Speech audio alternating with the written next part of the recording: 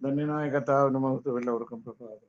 16-ാം സങ്കീർത്തനത്തിന്റെ 8-ാമത്തെ വാക്യത്തിൽ ഇങ്ങനെ നമ്മൾ വായിക്കുന്നു: എന്റെ പ്രാണനെ മരണത്തിൽ നിന്നും എന്റെ കണ്ണിനെ കണ്ണുനീരിൽ നിന്നും എന്റെ കാലിനെ വീഴ്ചയിൽ നിന്നും രക്ഷിച്ചിരിക്കുന്നത്. എന്തിനാണ് രക്ഷിച്ചിരിക്കുന്നത്? രക്ഷിക്കുമ്പോൾ ദൈവത്തിനൊരു ഉദ്ദേശമില്ലേ? അയ്യോ, എന്റെ പ്രാണനെ രക്ഷിക്കണമേ യഹോവേ എന്ന് യോന നിലവിളിച്ചു. യോനയുടെ പുസ്തകത്തിൽ നിലവിളിച്ചപ്പോൾ ദൈവം അവനെ രക്ഷിച്ചു. എന്തിനെ രക്ഷിച്ചു? രക്ഷിച്ചത് എന്തിനാണെന്നറിയാമോ? നിനവയിലേക്ക് കടന്നുപോയി വരുവാൻ പോകുന്ന ന്യായവിധിയെ കുറിച്ച് വെളിപ്പെടുത്തി പറയുവാൻ. ദൈവത്തിന്റെ പൈതൽ എന്തിനെ രക്ഷിക്കുന്നു? പ്രാണനെ മരണത്തിൽ നിന്ന്. പ്രാണനെ മരണത്തിൽ നിന്ന് നിന്നെയും എന്നെയും ദൈവം രക്ഷിച്ചതുകൊണ്ട് മാത്രമാണ് നമുക്ക് മണിമാടുകളിൽ വസിക്കുവാനോ മിഷ്ടാന്നഭോജനം കഴിക്കുവാനോ അന്തസ്സായി സമൂഹത്തിൽ ജീവിക്കുവാനോ കഴിയുന്നതിന്റെ കാരണം അല്ലാതെ നിന്റെ അപ്പനപ്പൂപ്പന്മാർ ഉണ്ടാക്കി വെച്ച സ്വത്തല്ല നീ ഇന്ന് അനുഭവിക്കുന്നതെന്ന് നിനക്ക് ഓർമ്മയുണ്ട്. സർവശക്തനായ ദൈവം നീ കണ്ണുനീരൊഴുക്ക് നിനക്ക് ദാനം തന്നതുകൊണ്ടാണ്. അല്ലെങ്കിൽ നിന്റെ പ്രാണൻ മരണത്തിന് അടിമപ്പെട്ടു പോകുന്ന ജീവിതത്തിന്റെ സാഹചര്യങ്ങളിൽ നിന്ന് കുടിച്ച് കൂത്താടി ലക്കും ലഗാനുമില്ലാതെ റോഡ് വാക്കി കൂട്ടി നടന്ന നിന്നെ ദൈവം തേടിയെത്തി. ആമേൻ, സ്തോത്രം. വിശുദ്ധ അങ്കി നിന്നെ ധരിപ്പിച്ചു. ജീവന്റെ പുസ്തകത്തിൽ നിന്റെ പേരെഴുതി ചേർത്തു. കഷ്ടതയിൽ രോഗത്തിന്റെ അവസ്ഥയിൽ എഴുന്നേൽക്കുവാൻ കഴിയാതെ കിടക്കമേൽ അവൻ മരണം മാത്രമേ എന്റെ മുന്നിലുള്ളൂ എന്ന് പറഞ്ഞു കിടന്നിടത്തേക്ക് ഇറങ്ങി വന്ന ദൈവം കിടക്കെടുത്തു നിന്നെ നടക്കുമാറാക്കി. നന്ദിയുണ്ടോ ദൈവത്തിന്റെ പൈതലേ? എന്തിനാണ് നിന്നെ മരണത്തിൽ നിന്ന് രക്ഷിച്ചിരിക്കുന്നത്? നിന്റെ പ്രാണനെ മരണത്തിൽ നിന്ന് രക്ഷിച്ചിരിക്കുന്നത് എന്തിന്? നീ എപ്പോഴെങ്കിലും ചിന്തിച്ചിട്ടുണ്ടോ ദൈവത്തിന്റെ പൈതലേ? എന്നെ ദൈവം എന്തിന് രക്ഷിച്ചിരിക്കുന്നു? പറയാം. ഇപ്പോൾ ഇന്റർനെറ്റ് ഉണ്ട്, വൈഫൈ ഉണ്ട്. മൊബൈൽ ഓൺ ചെയ്ത് കഴിഞ്ഞാൽ ലക്ഷങ്ങളുടെ മൊബൈലുകളാണ് ദൈവമക്കളുടെ കയ്യിലിരിക്കുന്നത്. അവരുടെ കുടുംബത്തിലെ കുഞ്ഞുങ്ങളുടെ കയ്യിൽ, പൊടിക്കുഞ്ഞുങ്ങളുടെ കയ്യിലും 8 വയസ്സുള്ള കുഞ്ഞുങ്ങളുടെ കയ്യിൽ പോലും 10,000-50,000 രൂപയുടെ മൊബൈലാണ് ഇരിക്കുന്നത്. ഈ മൊബൈലിനകത്ത് എന്താണ് ചെയ്യുന്നത്? വൈഫൈ ഉണ്ട്, ഇഷ്ടംപോലെ യൂട്യൂബിൽ കൂടി സിനിമകൾ കാണാം, വീഡിയോകൾ കാണാം. ഇങ്ങനെ മിശ്രാന്ന ഭോജനം കഴിച്ച് മണിമാടുകൾ പാർത്തുകൊണ്ട് ഇങ്ങനെ സമയം ചെലവഴിച്ച് ഇങ്ങനെ പോകുകയാണ്. യാതൊന്നിനും പൊട്ടില്ല, യാതൊന്നിനും കുറവില്ല. വരേണ്ടതെല്ലാം വന്നുകൊണ്ടിരിക്കുന്നു. ഇഷ്ടംപോലെ മാസാമാസം വരുമാനങ്ങളും ഇഷ്ടംപോലെ കഴിക്കാനുണ്ട്, കുടിക്കാനുണ്ട്. നീണ്ടകര പോയി ഏറ്റവും വില കൂടിയ ചെമ്മീൻ വാങ്ങിക്കാം, നെയ്മീൻ വാങ്ങിക്കാം, കഴിക്കാം, മട്ടൺ കഴിക്കാം, പോർക്ക് കഴിക്കാം, KFC പോയി കെൻഡക്കി കഴിക്കാം, എന്തും കഴിക്കാം. പക്ഷേ നിന്നെ അതിനല്ല വിളിച്ചിരിക്കുന്നത് കേട്ടോ. നീ കഴിക്കുന്നതിലൊന്നും ദൈവത്തിന് കുഴപ്പമില്ല. പക്ഷെ നിന്റെ പ്രാണനെ ഒരിക്കൽ മരണത്തിൽ നിന്ന് വിളിച്ച് ഒരു വറ്റി കഴിക്കുവാൻ മാർഗമില്ലാതെ കട്ടൻ കപ്പയുടെ ഇല മാത്രം ചതച്ച് പിഴിഞ്ഞതിന്റെ കട്ട് കളഞ്ഞ് തോരൻ വെച്ച് റേഷൻ കടയിൽ അരി വാങ്ങി കഞ്ഞി കുടിച്ച് കഴിഞ്ഞ് നിന്നെ ഉന്നതങ്ങളിൽ എത്തിച്ചിരിക്കുന്നുവെങ്കിൽ നിന്റെ പ്രാണനെ മരണത്തിൽ നിന്ന് ദൈവം വിടുവിച്ചത് എന്തിനാണെന്ന് അറിയാമോ? നീ ജീവനിൽ നടക്കുവാന്. എവിടെ? 9-ാമത്തെ വാക്യത്തിൽ പറഞ്ഞു, ഞാൻ യഹോവയുടെ മുമ്പാകെ ജീവനുള്ളവരുടെ ദേശത്ത് നടക്കും.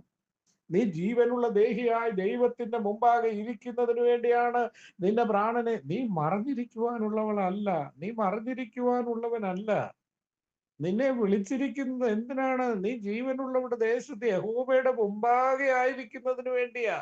അല്ലാതെ അത്തിയില തുന്നി ഉടയാടെ ഉണ്ടാക്കി അത്തിവൃക്ഷത്തിന്റെ മേൽ മറഞ്ഞിരിക്കുവാനല്ല. നിന്നെ വിളിച്ച് നിന്നെ അനുഗ്രഹിച്ച് നിന്നെ തലയാക്കിയിരിക്കുന്നത് എന്തിനാണെന്ന് അറിയാമോ? കഷ്ടത അനുഭവിക്കുന്ന ദൈവത്തിന് വേണ്ടി മധ്യസ്ഥ.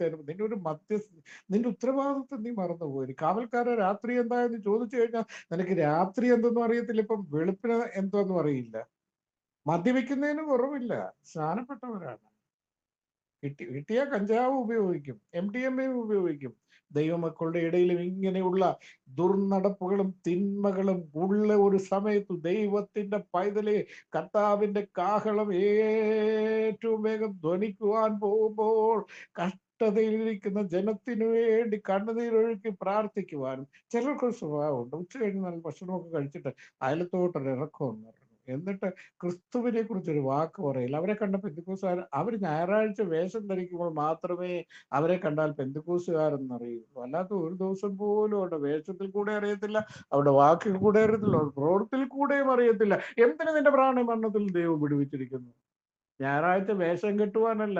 നീ വേഷം കെട്ടിപ്പോയി രണ്ട് കൈ തട്ടിന്റെ കാര്യമൊന്നും ദൈവത്തിനില്ലെന്ന്. കാരണം സാറാവുകൾ രണ്ട് ചിറകൊണ്ട് പറന്ന്, സാറാവുകൾ രണ്ട് ചിറകൊണ്ട് തങ്ങളുടെ പാദങ്ങളെ മൂടി, രണ്ട് ചിറകൊണ്ട് തങ്ങളുടെ ആമയും കണ്ണുകളെ മൂടി, സൈന്യം കൊണ്ട് ദൈവമേ നീ പരിശുദ്ധനും താർത്താർത്താർത്താർത്ത ഈ ഈ ഓരോ ഞായറാഴ്ചകളും കർത്താവിനെ ആരാധിക്കുന്ന ആമീൻ സൂത്രം മില്യൺസ് ഓഫ് വിശ്വാസികളുണ്ട്, ദൈവമക്കളുണ്ട്. ലോകത്തിന്റെ പല ഭാഗങ്ങളിൽ പല ഭാഷകൾ, കറുത്തവർ, വെളുത്തവർ, ഇംഗ്ലീഷ് സംസാരിക്കും, അറബി പലരുണ്ട് ദൈവത്തിന്റെ വേദന. ആമീൻ സൂത്രം. എന്റെ നിന്റെ ഒന്നും ആവശ്യം ദൈവത്തിനില്ല. പക്ഷെ നിന്നെ വിളിച്ചിരിക്കുന്നത് എന്തിനാണെന്ന് അറിയാമോ? ഈ യഹോവയുടെ മുമ്പാകെ എന്നും ഉണ്ടായിരിക്കണം. കാരണം നിന്നെ വിളിച്ചിരിക്കുന്ന കാവൽ ചെയ്യുവാനാണ്, നിന്നെ വിളിച്ചിരിക്കുന്നത് മധ്യസ്ഥ ചെയ്യുവാനാണ്. നിനക്ക് ബുദ്ധിമുട്ടുണ്ടാകുകയില്ല, നിനക്ക് കഷ്ടതയില്ല, നിനക്ക് വസിക്കുവാൻ മണിമാളികയുണ്ട്, നിനക്ക് യാത്ര ചെയ്യുവാൻ ഉന്നതമായ വാഹന സൗകര്യമുണ്ട്, നിനക്ക് ഇഷ്ടം പോലെ വശിപ്പാനുണ്ട്. പക്ഷെ അതില്ലാതെ നിന്റെ കൂട്ടത്തിൽ കിടക്കുന്ന അനേകരുണ്ട്. അവർക്ക് വേണ്ടി പ്രാർത്ഥിക്കുവാനാണ് നിന്നെ വിളിച്ചിരിക്കുന്നത്. ദൈവത്തോട് അവർക്ക് വേണ്ടി ആമേശ്വത്ര അപേക്ഷ കഴിക്കുവാനാണ് നിന്നെ വിളിച്ചിരിക്കുന്നത്. നിന്റെ തെരഞ്ഞെടുപ്പ് അതാണ്. മധ്യസ്ഥതയ്ക്ക് വേണ്ടി വിളിച്ചിരിക്കുന്ന, കാവൽ ചെയ്യുവാൻ വിളിക്കപ്പെട്ടിരിക്കുന്നു. ദൈവത്തിന്റെ വയതിൽ നിന്റെ ഉത്തരവാദിത്വം മറന്നിട്ട് ഒഴിവുകൾ പറഞ്ഞിട്ട് നീ എന്ത് ചെയ്യരുത്? നീ അത്തിവർഷത്തിന്റെ പിന്നിൽ പോയി ഒളിക്കരുത്. നിന്നെ വിളിച്ചിരിക്കുന്ന പ്രാണനെ മരണത്തിൽ നിന്നും വിടുവിച്ചിരിക്കുന്ന എന്തിനാണെന്ന് അറിയാമോ?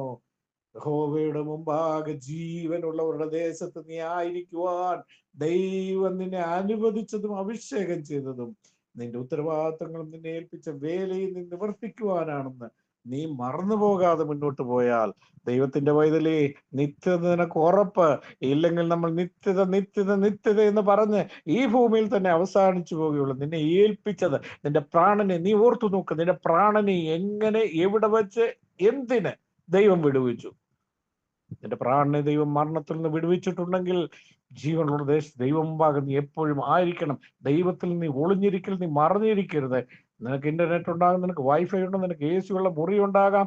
അതിനകത്തോട്ട് കിടന്ന് ഇന്റർനെറ്റ് വൈഫൈ ഓൺ ചെയ്ത് യൂട്യൂബുകൾ അങ്ങോട്ട് തുറന്നിട്ട് അതിൽ കൂടി കാണണ്ടാത്തതും കാണുന്നതുമായ നൂറുകണക്കിന് വീഡിയോ കൊണ്ട് സമയം ചെലവഴിക്കുവല്ല, മറിച്ച് മുഴങ്കാൽ മടക്കി നിന്റെ പ്രാർത്ഥന മുറിയിൽ മുഴങ്കാലുകൾ മടക്കി കൈത്താളങ്ങളോട് കർത്താവിനെ ആരാധിച്ച് ആമേൻ കഷ്ടതയിലും പട്ടിണിയിലും ഭാരത്തിലും പ്രയാസത്തിലും കിടക്കുന്ന ദൈവ കുഞ്ഞുങ്ങൾക്ക് വേണ്ടി പ്രാർത്ഥിക്കാനുള്ള ഉത്തരവാദിത്വം, ജോലി നിന്റെ മേൽ ഏൽപ്പിക്കപ്പെട്ടിരിക്കുമ്പോൾ ദൈവത്തിന്റെ പൈതലെ മറിച്ച നിന്റെ യാത്രയെങ്കിൽ യോനയുടെ അനുഭവം നിന്റെ മുമ്പിലുണ്ട്. ഈ വചനങ്ങളാൽ ദൈവം നമ്മളെ